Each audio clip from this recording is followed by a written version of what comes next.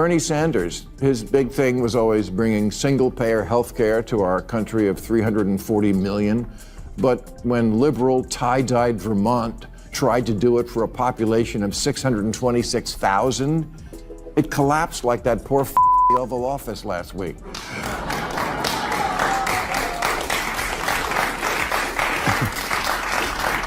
Bernie, AOC, Mandani are not Democrats. They'll be the first to tell you that. They're democratic socialists, and that's a very... If you've ever asked yourself what happens when a political party leans too far into an ideology without checking the consequences, buckle up. Today's story feels like that moment when friends warn someone, "Don't text your ex," and then watch them do it anyway. Bill Maher took aim at AOC, Bernie Sanders, and rising socialist Zoran Mamdani, and this wasn't a casual critique. It was a full-scale political wake-up call. Before we jump in, hit like, subscribe, and drop a comment if you think the Democratic Party is genuinely shifting left or simply performing for social media. Your opinions drive the conversation and help the channel grow. Picture this moment clearly. Bill Maher, a lifelong Democrat, standing like the one sober friend at 2 a.m., watching everyone else down tequila shots. He looks at AOC and Mamdani and thinks, "Stop, think, this doesn't end well." But instead of slowing down, they double down. AOC recently used the familiar get-to-know-me defense against critics like Maher, which felt less like dialogue and more like political Tinder for socialism. Swipe right and hope for the best. The irony is striking. She speaks about openness and understanding, yet rarely extends that same generosity to Trump or conservatives. Even moderates in her own party are watching with raised eyebrows, wondering where this all leads. To the skeptics, though, in the party will want to keep him at arm's distance, some who have some problems with him, even some fellow New Yorkers in the swing districts outside the city. Get to know him. Get to know him. You know, this is not about having any kind of hard line. I think that if anybody is skeptical, I would say get to know him. And once you get into a room with him, kick the tires yourself and make your own assessment instead of just kind of making assessments from what you may see on television. If you have the ability to meet someone in person, you should meet him before. And Maher isn't convinced for a second. He reaches for one of his most telling visuals, the satellite image of South Korea versus North Korea at night. One side glowing with energy, the other nearly dark. Then he pivots to Venezuela, once wealthier than Poland in 1990, before embracing socialism and spiraling into shortages, inflation, collapse, and mass emigration. A greatest hits collection of economic failure. Maher's message is blunt. No place, not even New York City, is immune. Living in a major metropolis doesn't unlock a secret version of socialism that suddenly works. He warns against trying to reinvent a system that history has already tested and failed. Then there's Mamdani. Charismatic, young, and enthusiastic, but Maher argues that charm doesn't prevent economic sinkholes. He looks at the party and asks, "Is anyone else seeing this?" Instead of riding the hype, Maher insists on something unfashionable: learning from history. And history, he reminds them, has never lost when it comes to exposing socialism's flaws. Then he lands on Bernie Sanders. For decades, Bernie pushed single-payer healthcare for all Americans.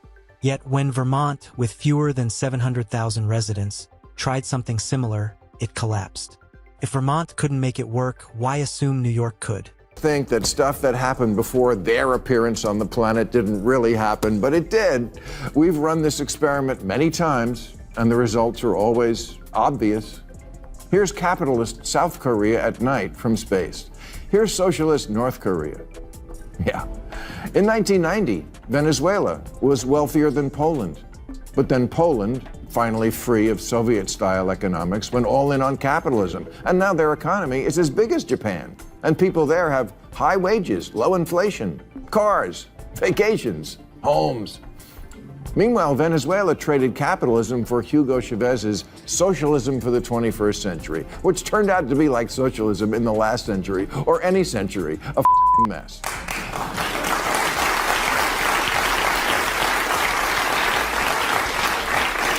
It turned one of Latin America's richest countries into one of its poorest. Low wages, high inflation, shortages, outages, 8 million people fleeing.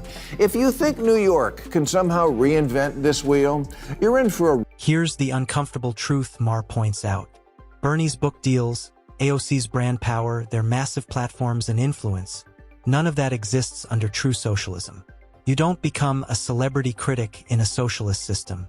The system critiques you, and then quietly you disappear. Profile. Things look great until you meet up in the real world. For example, Bernie Sanders, his big thing was always bringing single-payer health care to our country of 340 million. But when liberal, tie-dyed Vermont tried to do it for a population of 626,000, it collapsed like that poor the Oval Office last week.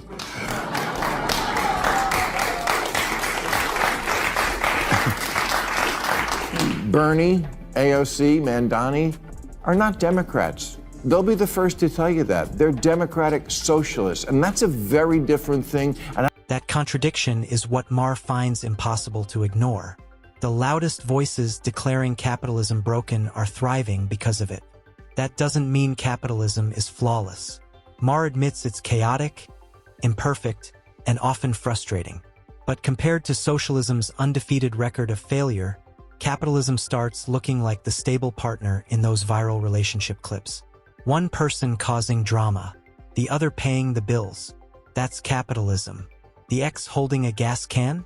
That's socialism. Maher then points to Abigail Spanberger, Virginia's newly elected governor, who warned years ago that the party would suffer if it abandoned the center. Her advice was straightforward. Don't label yourself socialist. Elections are decided by moderates. Extremes make noise, not wins. She succeeded by staying grounded, not radical. Did the party listen? Not at all. Her warnings were tossed aside like outdated flyers. By now, Maher sounds like a frustrated parent.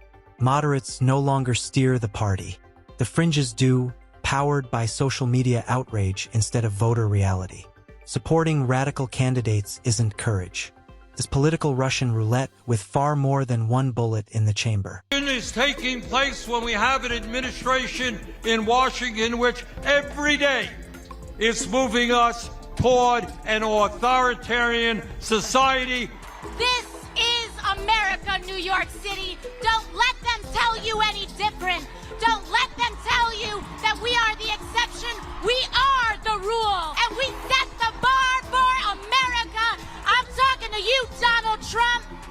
Let our words ring out so loud tonight that Andrew Cuomo can hear them in his $8,000 a month apartment. New York is not for sale. Maher even acknowledges the accomplishments of rising figures, giving credit where it's due. But before the entire left side of the country catches socialism fever, he urges people to listen to another voice from the last election. Virginia Governor-elect Abigail Spanberger warned before the 2024 cycle that the party would tear itself apart if it didn't move back to the center. She said the word socialism should never be used again. She was right, and predictably, she was ignored. A nice guy, and I congratulate him on an extraordinary political achievement. But before the whole left side of the country catches socialism fever, let's listen to the other big winner in last Tuesday's election, Virginia Governor-elect Abigail Spanberger, who, before the 24 election, said things like, if the party didn't shift to the center, we will get torn apart. And we need to never use the word socialist or socialism ever again. Well, she was right, but they didn't listen. Typical, am I right, lady? What's even louder than the radicals is the silence from the moderate majority. That silence isn't neutrality. It's permission. When a party refuses to rein in its extremes, those extremes don't just influence it. They take over. The data proves it. In 2024, 13 Democrats won in districts Trump carried, and not one of them was a Democratic socialist. Every serious analysis reached the same conclusion: move toward the middle. Even the New York Times agreed that moderation wins elections. Yet the DNC brushed it off, choosing chaos over course correction. They didn't just sideline moderates. They doubled down on socialist messaging, quietly pushing capitalism aside and flirting with socialism like a late night "you up?" Party has a clear choice here, very clear. One wing is saying don't ever use the word socialist again, and one is saying, I am a democratic socialist. clear, huh? So how do we decide who's right? Well, it turns out we don't really have to flip a coin. We have the evidence. In 2024, 13 Democrats won in districts Trump also won, all moderates. This isn't rocket science. All the left-leaning think tanks have done autopsies on 2024, and they all came up with the same message: move to the center. Even the New York Times, which did so much to promote woke politics, now says the partisans are wrong. Moving to the center is the way to win. And Democrats should recognize the party moved too far left on social issues. After all, Maher argues that prioritizing ideology over electability is the fastest route to losing elections. He points out that the DNC's biggest setbacks came when they went all in on symbolic crusades and fringe issues. Voters don't want TikTok politics. They want leadership that understands Twitter isn't real life. Americans across the spectrum want stability, not upheaval. Solutions, not revolutions. Yet the party behaves like a friend who keeps asking, "Why do I always date toxic people?" while ignoring every warning sign. They embrace socialism and then act shocked when it backfires. quiet quitting capitalism and texting socialism that they're down to. Thing is, socialism will because socialism, to put it simply, just doesn't work and has never worked, like Kevin Federline. Maher stresses that socialism doesn't just fail quietly, collapses loudly and repeatedly. History shows the same cycle every time. Shortages, inflation, broken systems, mass migration. Venezuela stands as a modern example, with nearly 8 million people fleeing its economic disaster in recent years, one of the largest migration crises in the world. Responding to claims that New York would somehow be different, Maher warns that if socialism were truly the rule, the result wouldn't be prosperity. It would be collapse on a much larger scale. Latin America's richest countries into one of its poorest. Low wages, high inflation, shortages, outages, 8 million people fleeing. If you think New York can somehow reinvent this wheel, you're in for a rude awakening. Then Maher circles back to Vermont, because the lesson is impossible to ignore. Single-payer healthcare sounds powerful in speeches. On paper, it looks compassionate and bold. But in practice, it collapsed. Costs exploded. The math didn't work. And this was Vermont, one of the most progressive states in the country. If it couldn't succeed there, how could it possibly work in New York City with its size, complexity, and enormous costs? Your wishes come true. You're thinking of Zoltar.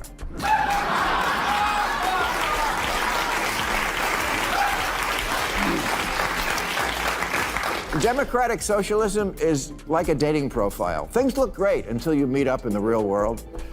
For example, Bernie Sanders, his big thing was always bringing single-payer health care to our country of 340 million.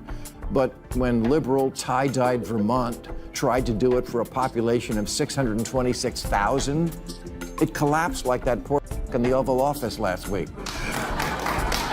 Maher's final point is sharp and unambiguous. Democratic socialism often looks great on paper, like a dating profile filled with flattering photos and inspirational quotes. Reality, however, tells a very different story.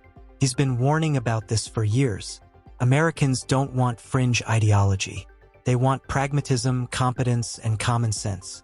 If the Democratic Party wants to win in 2028 and beyond, it has to stop chasing ideological purity and start appealing to the voters who actually decide elections. Will they course correct or keep ignoring moderates at their own peril? Only time will answer that. That wraps up today's breakdown. Hit like, subscribe, and comment below. Is this a temporary detour or a full speed drive into fantasy? And this brings us to the end of today's video. If you enjoyed it, then hit the like button and subscribe to this channel for more videos like this. Thanks for watching, and I'll see you in the next.